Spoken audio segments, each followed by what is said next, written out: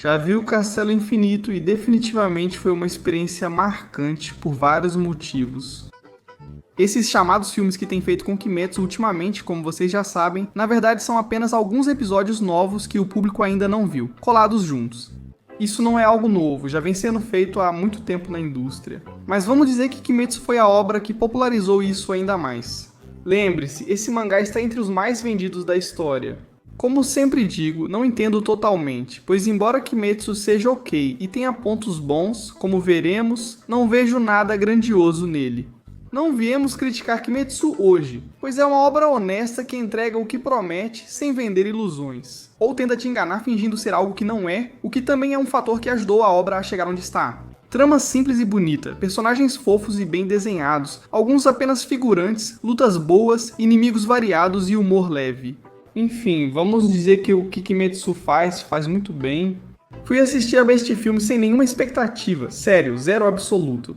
Na verdade, até é um milagre eu ter acabado assistindo. Além disso, não simpatizo muito com a Aniplex, já que é uma empresa que me deu bastante dor de cabeça no tempo em que venho criando conteúdo.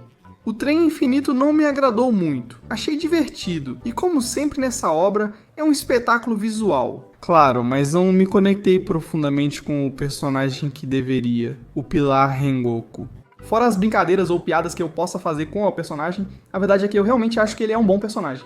E suas firmes convicções de sempre cumprir o dever. Isso fica interessante. Acontece que, como eu disse, simplesmente não achei grande coisa. Pelo menos na época, há muitos anos, claro, teria que assistir ao filme de novo e dar uma opinião atualizada de acordo com o meu critério atual. Mas enfim, vocês me dizem se tem interesse ou não que eu faça algo assim. A questão é que, como se o maior auge de todo Kimetsu no Yaiba, segundo os fãs, claro, era o sacrifício de Rengoku, não me pareceu grande coisa e simplesmente senti que o que foi mostrado estava bom, mas eu não conseguia me conectar com Rengoku. Assumi que o resto da obra já não era pra mim. Acontece que, para o bem ou para o mal, eu sou o criador de conteúdo de anime na maior parte do tempo.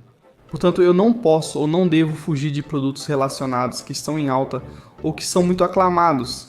Porque primeiro, eu quero dinheiro, cara. Segundo, não gosto de sentir que estou ficando pra trás em relação aos assuntos atuais do meio. E sei que muitos querem ouvir minha opinião. Embora no fundo, muitas vezes eu não tenha nada muito bom ou muito interessante pra dizer ou acrescentar sobre certos produtos. O Castelo Infinito me surpreendeu, mas não trarei nenhuma surpresa pra vocês. Não me surpreendeu pelo seu visual, já que é idêntico a qualquer produto animado de Kimetsu. Não me surpreendeu pelos seus personagens. Lutas ou tensão, de fato o personagem que mais gostei e que mais me fascinou foi a Casa. Vou ser totalmente sincero com vocês, não existem critérios 100% imparciais. E assim como quando aparece um produto de uma franquia que você gosta muito, às vezes você tenta minimizar os erros que está vendo. Isso aconteceu comigo com Dragon Ball Daima. Da mesma forma, consciente ou inconscientemente, pode acontecer de, ao ver um produto que você já tem estigmatizado, você acabar procurando demais para encontrar o que há de ruim ou medíocre nele. Com esse filme eu fui bem chato assistir, igual aquele crítico feio do Ratatouille. E vocês, conhecem aqueles memes de tentar não rir para não perder o status de chato? Pois eu estava exatamente assim, eu estava assim com a Kazan. O lore dele me agradava cada vez mais, até que não resisti e abandonei meu status de chato. Não vamos começar a casa pelo telhado. Como disse Jack, o estripador, vamos por partes. Primeiro resenhamos e resumimos o filme, depois discutimos isso. E desculpa. De novo esqueci a maioria dos nomes, porque dá muita preguiça procurar. Então vou chamá-los do jeito que eu quiser, obrigado pela compreensão. E um momento antes de continuar. Isso não é um anúncio, bom, é spam. Mas não é um anúncio comercial propriamente dito. Às vezes quero lembrar e informar vocês sobre o Billceverso expandido, certo? Pra quem só me conhece por este canal de anime, também tenho um canal secundário onde faço podcasts, conversas, reações, falamos de notícias e, enfim, um monte de coisas super mega legais. E também tem um terceiro canal onde eu posto gameplays, um pouco de tudo, certo? É mais novo e, enfim, vocês também vão encontrar tudo na descrição. Por último, vou deixar meu canal na Kick, onde faço streams. É lá que atualmente faço todas as minhas lives. E enfim, como eu disse aqui, a gente faz um pouco de tudo também nas lives. Eu me considero um pouco variado. Agora sim já está, o pãozinho está pronto, vamos ao que interessa. O filme inicia com um cego desgraçado falando com o chefe, doente na cama, dizendo o de sempre. Em Kimetsu tudo é bem estereotipado. Já sabe, meu chapa, detenham o Muzan, ele é mau. Vocês precisam derrotá-lo. Vou me sacrificar porque sou bom. Cuide dos meus filhos. Tchau. Logo depois, vamos para Muzan e o caos em seu castelo infinito, que lembra uma mistura de Backrooms com o mundo distorção do Giratina. E ele faz um discurso sem graça, chato e genérico de vilão, tipo, existem humanos tolos, vocês não entendem. Ai meu Deus, como eu sou incrível, vocês vão para o inferno, adoro uma bagunça e sou zoeiro, hahaha. E Tanjiro diz, não, quem vai para o inferno é você, não eu. Meu Deus, turn down for what Taro Tomio, que salva a pele do Tanjiro. Daqui em diante, por 15 minutos, só há lutas para exibir a animação dos pilares. Não estou reclamando, mas... Isso, nada muito interessante pra comentar. A primeira coisa realmente importante que acontece é que Shinobu encontra o demônio que matou sua irmã. Aquele cara estranho que parece depender da loja de roupas de luxo do seu bairro. Sendo sincero, esse cara me dá nojo, então no vídeo eu vou chamá-lo de Popo, já que não lembro o nome dele. Shinobu logo identifica Popo como o filho da mulher que matou sua irmã e percebe que ele é muito rápido e perigoso, pelo que ele foi capaz de fazer com a garota que tentou salvá-la. Popó faz um discurso pior que o do chefe, dizendo ser ídolo de uma seita e começa a falar de forma repugnante. De quê? Precisamos matar para que não sofram nem sintam medo. Aqui vocês sabem pra quê. Me come, por favor, eu imploro. Pelo menos Popó lembra da Pila da Flor quando Shinobu pergunta. O mais difícil é quando em casos de vingança, alguém pergunta pela pessoa amada morta pelo inimigo. Ele responde algo como quem, mas nesse caso lembra perfeitamente. Eles lutam e Popó compartilha sua história, que é pesada. Simplesmente o cara nasceu sendo um doente mental. Adoravam ele porque, sei lá, achavam ele fofo, vai saber. E aí, entre o quanto ele era psicopata e vendo as pessoas sofrerem, desenvolveu um transtorno que faz ele acreditar que matar pessoas é totalmente aceitável. O que não faz muito sentido é ele gostar disso e prolongar a situação. Essa parte aí eu já não entendi. Personagem terrível, pelo amor de Deus. Na verdade... O que aconteceu com Douma, desculpa, com Popó, foi ainda mais estúpido. Ai, meus pais são tão tolos. Quando viram que eu nasci com cabelo branco e olho arco-íris, acharam que eu era um enviado de Deus. Mas o que eles não sabem é que eu não consigo ouvir Deus. E se eu não consigo ouvi-lo, isso quer dizer que... Isso quer dizer que Deus não existe. E se Deus não existe, então todos esses vão morrer e vão ficar no nada. Mas não tem problema. Por quê? Porque eu vou comê-los. Eu vou comer todos eles e eles vão viver dentro de mim por toda a eternidade. Ai, eu sou tão gay. Eles lutam bastante, mas é inútil. Shinobu não está no mesmo nível, como já sabemos, ou acho que sabemos. O corpo de Shinobu é muito fraco. Ela não cresceu desde os 10 anos e não tem força para fazer nada que exija potência. Por isso, ela só pode se especializar em velocidade e em usar venenos, baseando-se em cravar uma espada pontiaguda e leve. O Anya corta viva e ri por ser pequena. Shinobu fica triste por ter o tamanho de uma lata de Coca-Cola, mas sua irmã falecida aparece pra ela. E os mortos que aparecem pra ela? Uma ou duas vezes tudo bem, mas nesse filme acontece 5 ou 6 vezes, sempre com personagens diferentes. Acho que é exagerado, até pra um anime. A irmã pede pra Shinobu lutar, mas ela responde: não posso, tô com costela quebrada, pulmão perfurado e até a alma partida. Isso não importa? Como assim? Claro, você é fantasma, então não importa, né? Mas ela tá toda arrebentada. Ele fala que quem decide derrotar um demônio faz isso a qualquer custo, igual a você, né? Que porra é essa? Shinobu faz o possível, admira o cego e lamenta o que deixa pra trás. Luta muito, mas perde feio. O demônio se gaba e Kanao chega quando sua mestra perde. Ele faz um gesto pra Kanao que não entendemos. Shinobu morre pelas mãos de Popó. Lá se vai um dos poucos bons personagens desta obra, puta merda. Sentiremos sua falta, Shinobu. Justo você morreu, não a do cabelo rosa. Enfim, coisas acontecem. Como dizem os jovens, Kanao enlouquece e luta com Popó. Zenitsu, com pose de pegador, reencontra seu antigo companheiro, agora uma lua e demônio. Vamos chamá-lo de Cagão. O Cagão se acha pra cima do Zenitsu, porque ele conhece todas as posturas do trovão e o Zen só conhece uma. Percebemos que sem a primeira postura, as demais perdem valor. Ela é indispensável. O Cagão mostra inveja de Zenitsu, dizendo que seu mestre preferia Zenitsu. Ah, sei lá, coisas de invejosos nojentos. Esse me dá ainda mais nojo que o Popó, o que já é muito. Vou aproveitar quando acabar com ele. Tomioka e Tanjiro descobrem sobre a morte de Shinobu por um pássaro, o que reduz um pouco a seriedade do momento. Vamos ignorar isso. Zenitsu dá uma lição no Cagão pelo seu cringe, e conhecemos o passado dele. Acontece que o dos 6 olhos acabou com ele. Por ser tão covarde e medroso, ele implorou de joelhos para virar um demônio, totalmente patético. E ele não chupa o pau dos 6 olhos. Então ele faz um discurso todo furado, de que não importa, que tem que sobreviver a qualquer custo, não importa o quanto você tenha que deixar de lado sua dignidade como ser humano. Blá blá blá. Tanto que ele se achava o fodão, o forte, o todo poderoso, pra no final implorar pela própria vida, sabe? totalmente miserável por esse pensamento covarde e feio. Não vou perder tempo com o cagão.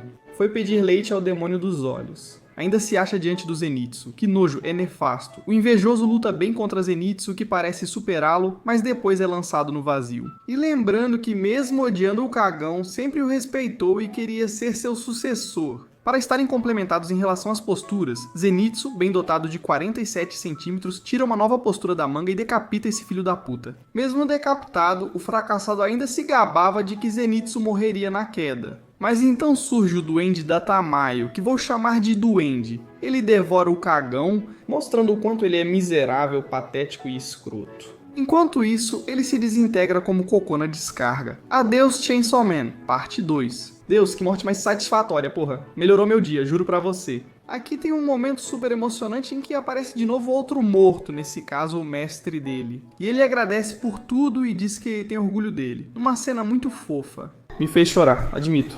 Parte boa. Cena engraçada. E finalmente aparece a fera braba, a casa. Nesse momento ainda falta 1h30 de filme. Isso é mais do que sentir. Para o menino Kuliao, futuro líder, surge o fantasma do pai morto. Sério, já perdi a conta de quantos mortos aparecem aqui. O discurso é longo e um tanto pesado. Não vou mentir pra você sobre o quanto a Nezuko é especial e incrível. Não tô dizendo que não é, mas já entendi nas primeiras 100 vezes que a obra deixa isso claro. Muito obrigado. A luta contra a casa começa intensa, com ele aceitando que Tanjiro agora está mais forte. Tenho que dizer que eu gosto da casa pelo seu passado e verdadeira personalidade, mas essa que ele mostra aqui, meu Deus, que nojo. Eles lutam bastante com animação incrível, até restarem apenas a casa e Tanjiro. Oi, eu de novo. Desculpa interromper, mas é proibido esquecer a cafonice que foi o... Ai, como você luta bem, Pilar da Água. Ai, por que você não me diz seu nome? Quero me lembrar de você pelo resto da minha vida. Eu não vou te dizer meu nome. Meu nome é sagrado. Não vou dizer meu nome para um demônio de merda como você. Cuidado, Gyu. Entendi. Então o nome dele é Gyu. Obrigado, Tanjiro, por dizer isso. A casa afirma que os fracos não valem nada, mas Tanjiro discorda. Que todos começam sendo fracos e que os fortes devem ser responsáveis por proteger os fracos, até que eles se tornem fortes. Um diálogo meio genérico, mas que no contexto de Akaza, com sua esposa, por exemplo, faz muito sentido. Akaza diz a Tanjiro que sente nojo dele, apesar de sua força. Outro morto aparece, parece brincadeira. Agora é um personagem de Kengan Ashura, que faz um discurso interessante, mas Akaza, todo esquizofrênico, soca o ar tentando farmar aura. Na cabeça dele parecia espetacular, mas acabou ficando meio ridículo. Akaza arrebenta o nosso protagonista e Tomioka aparece para dar tudo de si e proporcionar ao Akaza a luta da sua vida. Tanjiro observa e pensa em uma estratégia para vencer. Ele lembra que a casa valorizava o espírito de luta de Rengoku, sugerindo que a casa percebe esse instinto. Ele se lembra de uma conversa com Inosuke, onde percebeu que intenções hostis podem ser sentidas. É curioso, pois apesar de ser simples como somar 2 mais 2, é necessário não sentir nada para atacar a casa. Algo parecido com um Ultra Instinto, mas com mais explicação. Tanjiro não percebe, afirma que será útil depois, e acaba se jogando sem pensar. Mas ele consegue desviar do ataque impossível de Akaza, chegando à conclusão de que precisa entrar no reino transparente ou algo assim. Não se preocupem se não entenderem, porque eles passam uns 20 minutos explicando o que é. Com uma história sobre o pai e não sei o que me desculpem, mas pra mim foi a parte mais arrastada do filme. Tudo isso pra que no final seja tipo um Ultra Instinto, que é um conceito muito mais antigo até do que Dragon Ball, parar de pensar e sentir. Foi tudo super longo, pra no final ser só isso. Não, você não entendeu. É mais complexo, é um conceito, blá blá blá. Bobagens. É uma forma desesperada da autora de tentar fazer isso parecer mais interessante do que realmente é. É um Ultra Instinto, ponto. O resto é enrolação. O filme só volta a ficar interessante agora, quando o Tanjiro finalmente para de explicar sobre aquele maldito reino e corta a cabeça de Akaza em um movimento. Akaza tenta colar a cabeça de volta. Mas Tomioka Chat, que inclusive pode me matar, Tomioka, superior ao Rengoku, ajuda a derrotar e decapita Akaza. Tudo parece acabado, mas Akaza ainda vive sem cabeça. Não sei se isso faz sentido no lore de Kimetsu ou se foi só coisa de mago. Achei estranho. Além disso, a cabeça do Akaza parece um prepúcio. Agora ele é o homem prepúcio, que horror. O corpo só bate neles, mas logo vemos uma garota misteriosa morta. Sim, você acertou. Ela impede a casa. Percebemos que a casa tem memórias apagadas ou distorcidas, o que justifica seu comportamento. Ele quer ser mais forte, mas não sabe o motivo. Aqui já temos o melhor flashback animado do ano. A casa, desde que era criança, ele teve que entrar para a vida do crime porque seu pai estava gravemente doente. E os remédios tinham um preço desproporcional. É basicamente como viver nos Estados Unidos. Por causa disso, a casa era constantemente pego e submetido à tortura. Foi tatuado com algumas linhas para avisar sobre um hondurenho à solta.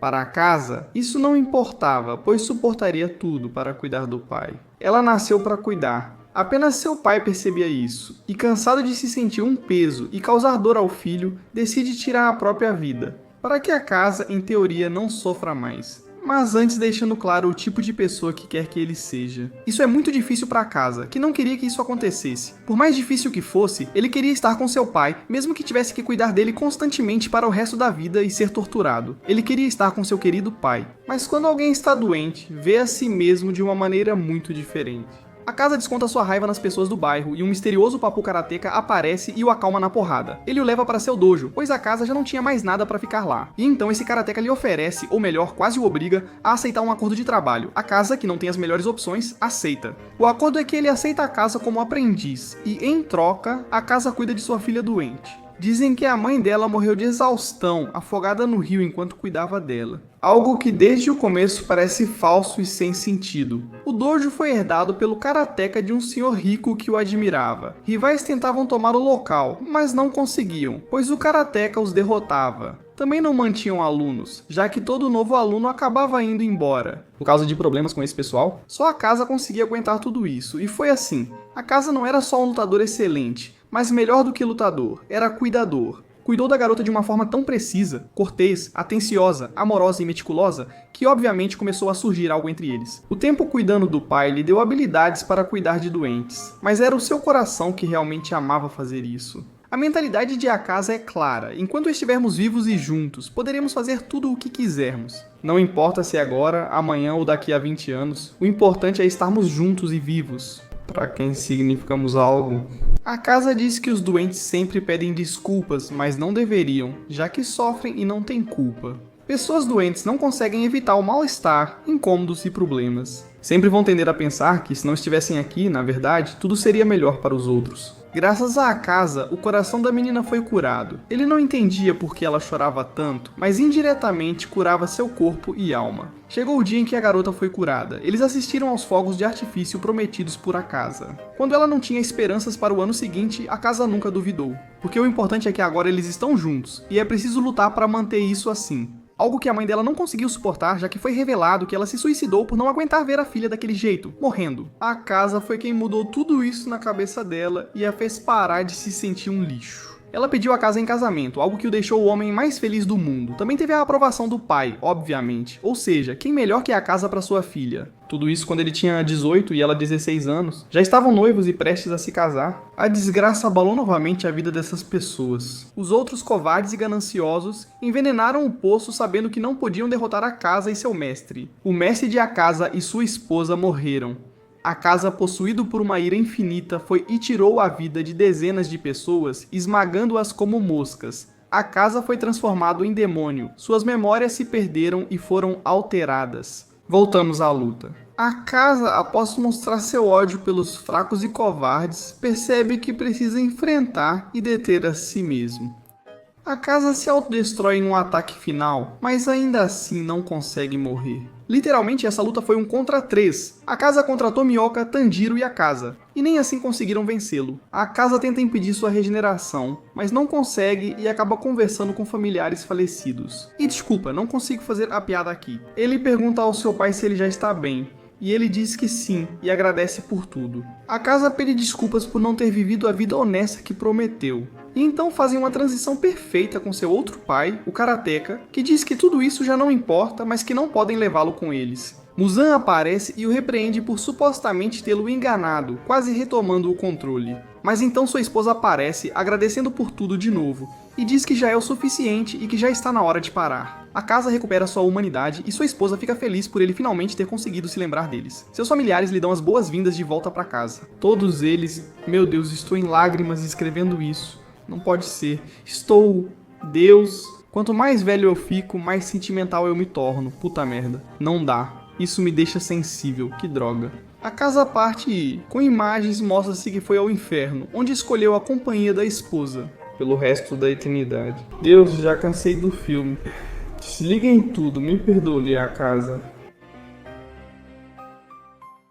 Isso me pegou forte, essa merda. A primeira metade do filme é meio mais ou menos, mas a segunda metade é literalmente cinema, cinema, cinema e cinema. Vocês não acham possível? Mas sim, a casa me deixou louco, não vou me alongar. Acho que ao contar isso já imaginam o que penso. Isso me destruiu. Entendo que esse é o objetivo, mas isso me destruiu. Sei que não era a intenção. Já que eu sei o que é cuidar de familiares doentes desde muito jovem, até hoje eu continuo fazendo isso. E inevitavelmente eu empatizo demais com a casa, mas muito mesmo. Depois disso, Kimetsu provavelmente não terá mais nada para me oferecer, mas já estou satisfeito. Como Rengoku não me importava, não senti dualidade na morte de Akaza. Também tem gente que diz que isso é um Obito sendo perdoado por causa de um flashback, mas não é verdade. Eu não passo pano pra ninguém, simplesmente sinto uma profunda pena da história dele. Obviamente, ele merece queimar no inferno como está fazendo. Mas poxa, não dá pra pedir que tudo o que ele passou não me afete. Enfim, nos vemos nos próximos vídeos. Preciso descansar na mente, tchau.